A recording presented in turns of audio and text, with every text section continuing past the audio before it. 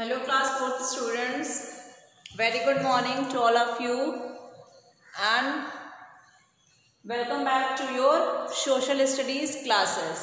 Okay, so today we are going to start a new chapter and that is chapter number 9.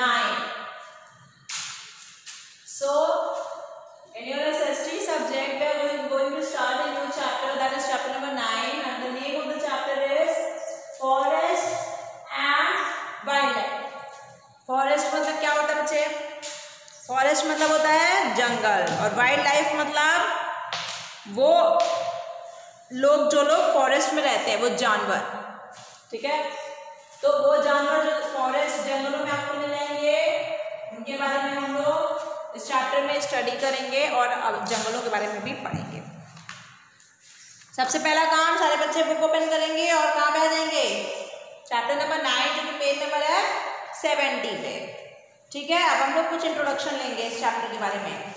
Like soil and water, forest and wild life are also natural resources. ठीक है, जैसे कि प्रकृति की हमारी then है मिट्टी और पानी। मिट्टी और पानी हमें ये सब कहाँ से मिला है? प्रकृति से, अपने नेचर से मिला है। ठीक है, हमें ये सब क्या है? नेचुरल रिसोर्सेज हैं।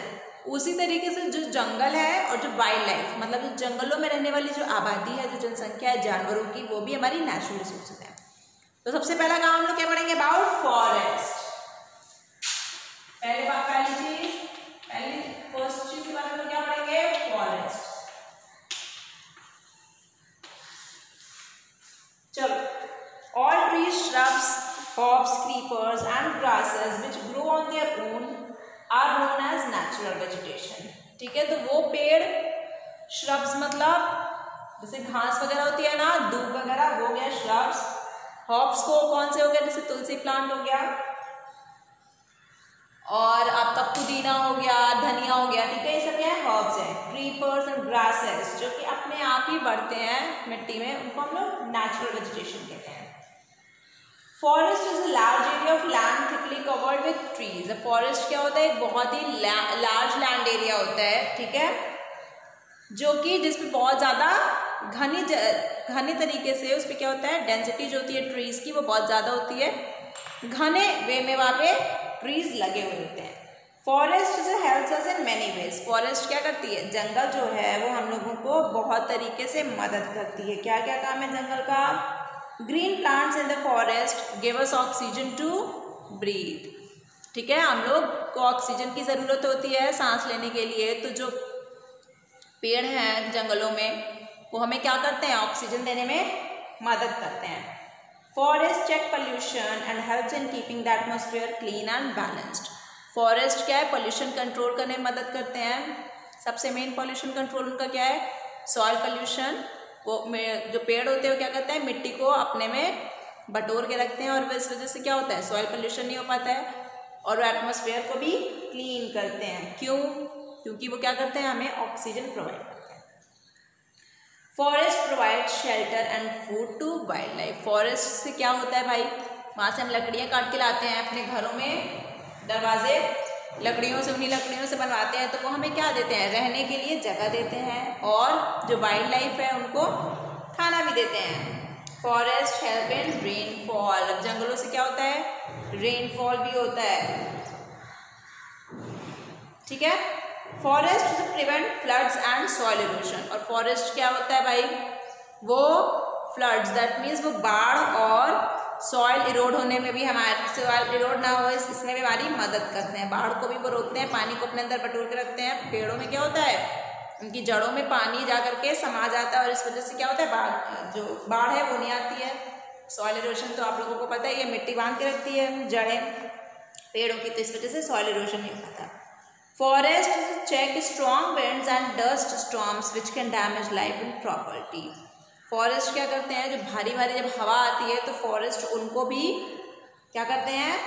रोक के रखते हैं। और डस्ट स्टॉर्म्स, जो धूल भरी हवा आती है, आंधी आती है, जो कि पूरी हमारी ज़िंदगी बर्बाद कर सकती है, सब कुछ तहस नहस ला सकती है, उन्हें भी वो बचाते हैं। बहुत सारी चीज़ें हमको फॉरेस्ट से मिलती हैं, जैसे वुड हो गया, लकड़ी, रबड़ हो गया, रबड़ प्लांटेशन से हमको रबड़ मिलता है, गम मिलता है, हॉब्स मिलता है, पल्प मिलता है, मेडिसिन मिलता है, जो कि बहुत सारी दवाइयों में भी इनका यूज़ है। ठीक है, तो ये सब हमारी हो गई फॉरेस्ट की, जिस वजह से वो वेज हो गए जिन तरीके से फॉरेस्ट हमारी मदद करते हैं। अब भारत में फॉरेस्ट का क्या रोल है, जंगलों का भारत में क्या रोल है, ये हम लोग यहाँ पे देखेंगे। तो सेकेंड नंबर पे सबसे पहले हमने फॉरेस्ट के बारे में पढ़ लिया, आप लोग क्या पढ़ेंगे, forest in India.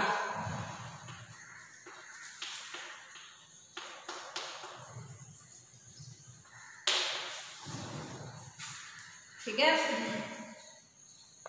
Due to variations in climatic and physical features there are various types of forest found in our country.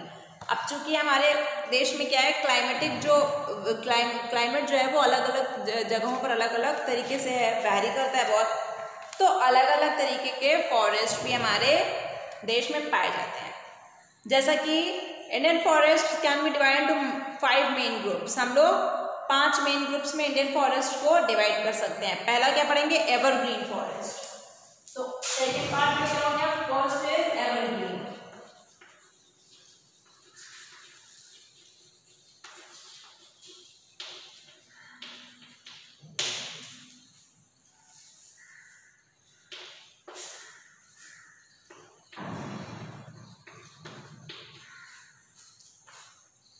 First क्या हो गया, evergreen. These forests are found in the areas where temperature is high। ठीक है, तो ये जहाँ पे temperature ज़्यादा होता है, गर्मी ज़्यादा होती है, रेनफॉल ज़्यादा होती है, and dry season is short, that means कि उस वहाँ पे ज़्यादा रेनफॉल होती है, तो वहाँ पे ये एवरग्रीन फॉरेस्ट पाए जाते हैं। एवरग्रीन जो फॉरेस्ट का नाम ही देखो क्या है, एवरग्रीन मतलब हमेशा क्या रहेंगे, हरे भरे। तो हरे भरे सबसे ज़्यादा कहाँ पे पेड़ रहेंगे, जहाँ पे वर्षा ज़्यादा होगी। कहाँ पे पाए जाते हैं, rainy slopes of the western Ghats, Assam, Meghalaya, Andaman Nicobar islands, part of west Bengal और उड़ीसा में। और यहाँ पे बारिश भी ज़्यादा होती है, मेघालय में तो सबसे ज़्यादा बारिश होती है। ठीक है, मेघालय में मॉनसून राम एक जगह है, वहाँ पे दुनिया में सबसे ज़्यादा बारिश वहीं पे होती है। These forest remain green through out the year. ठीक है, हमेशा हरे भरे रहते हैं, इसलिए इनका नाम ही है evergreen. Never leaves never shed themselves here. तो इस फॉरेस्ट में क्या होता है, कभी भी जो पतझड़ है वो दिखता ही नहीं है। Evergreen trees grow very tall, और फास्टली बहुत लंबाई में ये एवरग्रीन ट्रीज जो है वो टॉल बहुत ग्रो करती हैं, जैसे, और बहुत डेंस भी होती हैं, मतलब जो पेड़ हैं वो बहुत पास पास में लगे रहते हैं, दूर दूर पे नहीं रहते हैं। रोजवुड, एबोनी, महोगनी, ये सब एवरग्रीन ट्रीज की एग्जाम्पल्स हैं। सेकेंड क्या हो गया, डेसिडुअस फॉरेस्ट।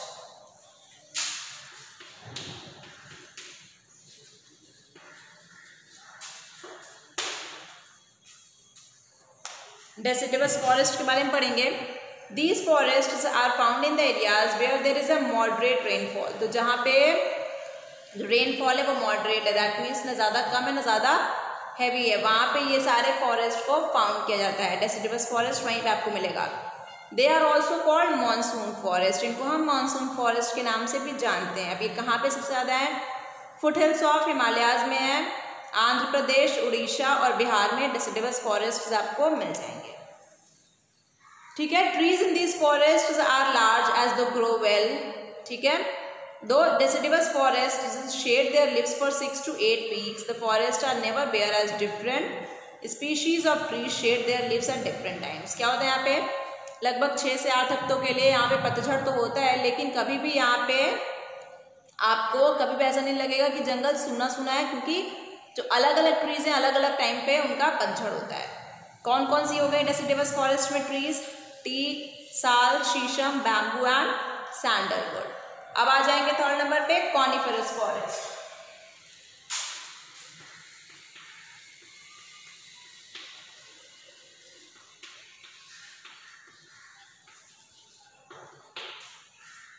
कॉनिफरस फॉरेस्ट कहाँ पे फाउंड होती हैं, हिमालयन रीजन में। डेसिडुअस ट्रीज को हम लोग lower altitudes of the mountain में पाते हैं, but coniferous evergreen are found at higher altitudes. तो कॉनिफरस फॉरेस्ट आपको ऊंचाई पे मिलेगा। इसको भी हम लोग माउंटेन फॉरेस्ट के नाम से जानते हैं या फिर अल्पाइन फॉरेस्ट के नाम से भी जानते हैं। ठीक है। The coniferous trees that bear cones are found in these forest. तो कॉनिफरस ट्रीज जो कि कोन शेप्ड में होती हैं, उनको हम लोग कॉनिफरस फॉरेस्ट में हम लोग को वो मिल सकती हैं।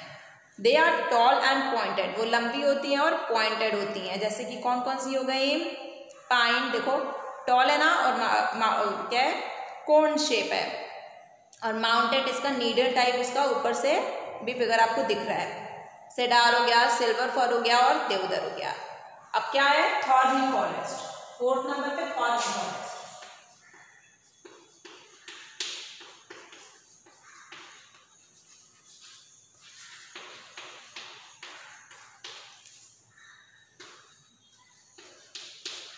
थॉर्नी से आपको पता चल रहा है ना, थॉर मतलब क्या होता है? कांटा। These forests are found in the dry regions which have quite low rainfall। तो इन फॉरेस्ट हम लोग कहाँ पे पाएंगे? जहाँ पे रेनफॉल क्या है, थोड़ी कम वर्षा होती है, वहाँ पे ये हमें और आपको मिल जाएंगे। ठीक है, जैसे कि राजस्थान में आपको मिल जाएगा थॉर्नी फॉरेस्ट, गुजरात में कुछ पार्ट्स में मिल जाएगा, मध्य प्रदेश और जो ड्रायर पार्ट्स है डेक्कन का, वहाँ पे मिल जाएगा। अब यहाँ पे जो ट्रीज और श्रब्स होते हैं वो क्या होता है? उनकी बहुत डीप रूट्स होती हैं, तभी तो वो पानी को बहुत दिनों तक अपने अंदर स्टोर करके रख पाती हैं, क्योंकि यहाँ पे रेनफॉल तो ज़्यादा होती नहीं है। थिक स्किन होती है, ठीक है, और बड़े बड़े कांटे होते हैं, लॉन्ग थॉर्न्स होते हैं। ठीक है, the deep roots help them to obtain water from deep within the earth. और जब पानी जो है वो ग्राउंड वाटर जो है वहाँ से वो डीप रूट्स अपने अंदर पानी को ले लेती हैं। These plants can live without water for a long time। और ये इसीलिए तो लेस रेनफॉल वाले रीजन में होती हैं, क्योंकि बिना रेनफॉल के भी ये वाले प्लांट्स बहुत दिन तक सर्वाइव कर सकते हैं। इनका एग्जाम्पल क्या है? बबूल, किकार, खैर और डेट पाम्स। देखो फिगर बना हुआ है। अब आ जाओ टाइडल फॉरेस्ट पे।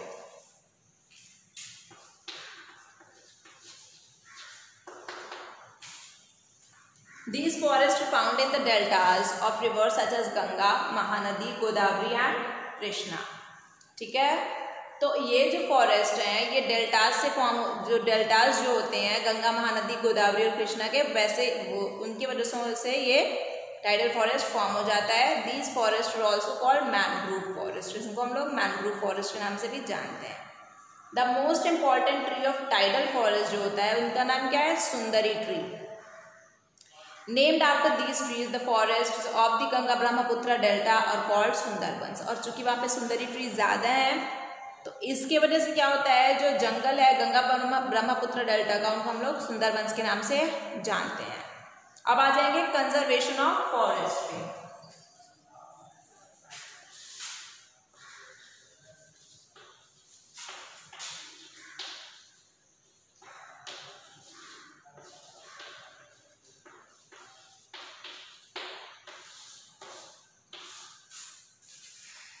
कंजर्वेशन मतलब किसी भी चीज़ को बचाना। तो हम लोग अपने जंगलों को कैसे बचा सकते हैं उसके बारे में यहाँ पे हम लोग पढ़ेंगे।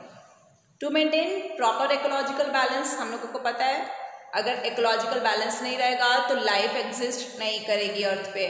तो इसलिए क्या होगा, हमें फॉरेस्ट को बचाना चाहिए। As a result of growing population, बहुत कम ही फॉरेस्ट कवर इंडिया में बचा रह गया, क्योंकि क्या हो रहा है, जनसंख्या वृद्धि हो रही है, बहुत ज़्यादा लोग क्या हो जा रहे हैं हमारे इंडिया में है, तो फिर क्या करते हैं, वो फॉरेस्ट को कट कर देते हैं और वहाँ अपना घर बना लेते हैं या फिर इंडस्ट्रीज वगैरह सेटअप कर देते हैं। तो इस वजह से क्या है, फॉरेस्ट कवर जो है वो बहुत कम हो गया इंडिया में। चलो, under the social forestry movement people are encourage to plant trees along road side, canals and on vacant public lands. तो सोशल फॉरेस्ट्री मूवमेंट जो की है, जिसके अंतर्गत क्या है, लोगों को हम लोग मोटिवेट करते हैं, इनकरेज करते हैं ताकि वो ज़्यादा से ज़्यादा पेड़ पौधों को लगाएं। कहाँ पर? रोड्स वगैरह पे देखते हो ना, रोड्स के लिए बीच में क्या है, डिवाइडर है, डिवाइडर में भी हम लोग छोटे छोटे प्लांट्स लगा देते हैं।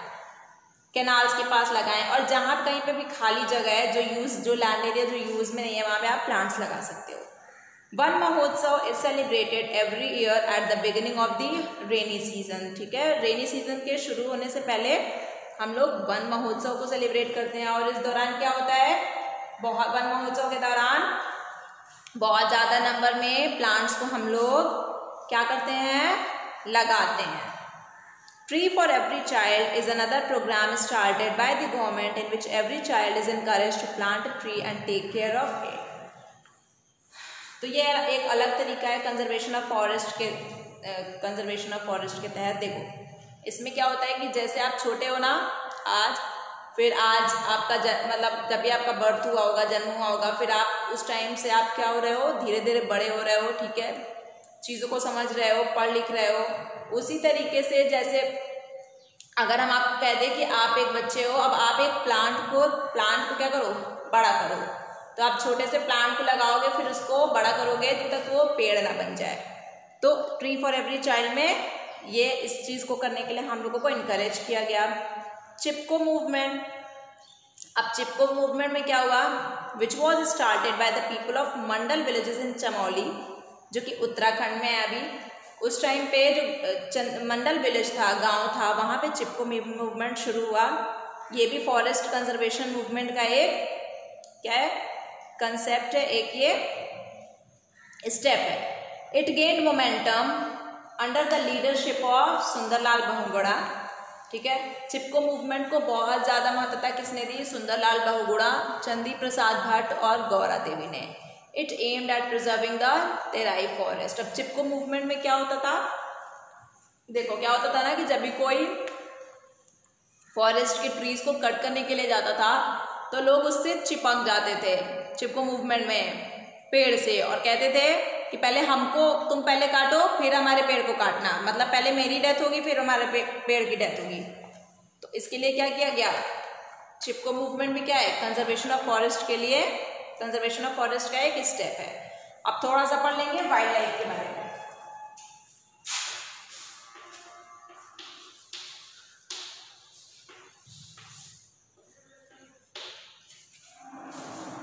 चलो वाइल्ड लाइफ हमने बताया ना, forest provide shelter to wild animals, ठीक है, वाइल्ड एनिमल्स फॉरेस्ट में रहते हैं। Our country is rich in wild life, और हमारी कंट्री क्या है, यहाँ पे वाइल्ड लाइफ बहुत रिच है, दैट मीन्स बहुत अलग अलग तरीके के जानवर यहाँ पे रहते हैं। वाइल्ड लाइफ होता है क्या है, it comprises animals and birds which live freely in their natural environment, ठीक है। हम लोग जो जानवर और जो बर्ड्स जो हैं वो फ्रीली रहती हैं नेचुरल अपने शेल्टर में जहाँ पे उन्हें रहना चाहिए, दैट मीन्स वो जू वगैरह में नहीं है, वो क्या है, वाइल्ड लाइफ है। Unfortunately wild life in India has suffered a lot due to poaching. अब भारत में क्या है, हम लोग जानवरों को क्या कर देते हैं, मार देते हैं, शिकार खेल उनका हो जाता है, और इस वजह से क्या होता है, उनका हम लोग क्यों शिकार खेलते हैं, क्योंकि वो बहुत तरीके से यूजफुल हैं। हमको वो क्या कहते हैं, हमें वो जैसे चमड़ा वगैरह हो गया, और भी बहुत सारे उनके रिसोर्सेज होते हैं जो कि हम लोग यूज़ कर लेते हैं। तो इसलिए क्या है, पोचिंग करते हैं हम लोग जानवरों का, ठीक है। Cutting of trees and clearance of forest, अब जब जितने पेड़ काटोगे तो ऑब्वियस बात है जो उनका शेल्टर है, नेचुरल शेल्टर है जो वाइल्ड लाइफ का, वो तो तुमने खत्म कर दिया, अब कहाँ रहेंगे वाइल्ड लाइफ। तो इस तरीके से वाइल्ड लाइफ भी क्या हो रही है, डिस्ट्रॉय हो रही है हमारे नेशन की, हमारे देश की। A large number of birds and animals have become extinct, और इस वजह से क्या हुआ है, जो पृथ्वी पे पहले अलग अलग जाति के प्रजाति के जो जानवर और चिड़िया पहले रहते थे, बर्ड्स, वो सब क्या हो गए, विलुप्त हो गए। And some have become endangered, और कुछ क्या है, विलुप्त होने के कगार पे हैं। Face the fact the tiger, one horn rhinoceros, musk deer and great Indian bustard are considered to be endangered species as they are on the verge of extinction. तो टाइगर है, ठीक है, one horn rhinoceros, musk deer और Indian bustard, ऐसा भी लग रहा है, इनके नंबर्स इतने कम हो गए हमारे देश में, जैसे लग रहा है कि ये अब क्या हो जाएंगे, ये भी अब विलुप्त हो जाएंगे, मतलब ये अब हमें कभी भी देखने को नहीं मिलेंगे और हमारे फ्यूचर जनरेशन्स को भी देखने को नहीं मिलेंगे। तो हमारी भारत सरकार ने क्या किया, हमारे वाइल्ड लाइफ को प्रिजर्व करने के लिए, कंजर्व करने के लिए, उसको बचाने के लिए भी बहुत सारे इमीडिएट स्टेप्स उठाए, जैसे कि hunting of wild animals has been banned in India. आप क्या कर सकते हो, आप वाइल्ड एनिमल्स का शिकार नहीं खेल सकते हो। There is a complete ban on the export of tusk and animal skin, जो टस्क होते हैं, जो बड़े बड़े दांत होते हैं जानवरों के, वो, और जो जानवरों की जो चमड़ी होती है, वो आप लोग क्या करोगे, एक्सपोर्ट नहीं करोगे, किसी भी दूसरे देश में नहीं भेजोगे, उसका व्यापार भी नहीं करोगे। Periodical record of wild animals is kept to know their exact numbers, और हमेशा हम लोग उनका रिकॉर्ड रखते हैं कि हमारे देश में कितने जानवर, अभी कौन कौन से जानवर कितने कितने नंबर्स में हैं, ताकि हमें पता चल सके कि हाँ कौन से कम मात्रा में है और उन पर हम ज़्यादा ध्यान दे सकें। पोचर्स आर पनिश्ड सिवियरली, अगर कोई हंटिंग करते हुए पाया जाता है, अगर कोई शिकार खेलते हुए पाया जाता है तो उसके ऊपर क्या होता है, कानूनी कार्रवाई हो जाती है और फिर वो सिवियरली पनिश किए जाते हैं। Zoological parks are being set up, zoological parks को सेटअप किया जा रहा है जहाँ पे हम अपने एनिमल्स का केयर करते हैं। Wild life sanctuaries, national parks have been set up in order to provide a natural home to wild animals. So wild life sanctuaries और नेशनल पार्क्स भी सेटअप हो रहे हैं ताकि हम लोग वाइल्ड एनिमल्स को नेचुरल होम भी प्रोवाइड कर सकें। Face the fact at present there are more than 100 national parks, अभी 100 नेशनल पार्क से ज़्यादा है। 500 वाइल्ड लाइफ सैंक्चुरीज है भारत में, जिनका कुछ का नाम यहाँ पे जैसे है Kaziranga national park for rhinos, ठीक है, Sundarbans forest reserve for Bengal tigers, Gir forest reserve for Asiatic lions, Periyar bio reserve for elephants. तो ये क्या हो गया आपके वाइल्ड लाइफ सैंक्चुरीज, ठीक है। तो with this we are ending with this chapter. इस तरीके से हम लोग इस चैप्टर को आज हमने इसको खत्म किया। क्वेश्चन आंसर्स हम लोग पीडीएफ के फॉर्मेट में करेंगे। जो यहाँ पे लेट्स रिकैपिटुलेट दिया हुआ है, दैट मीन्स क्या है, समरी ऑफ द चैप्टर। इसको आप पढ़ोगे और समझने की कोशिश करोगे। Okay class, thank you.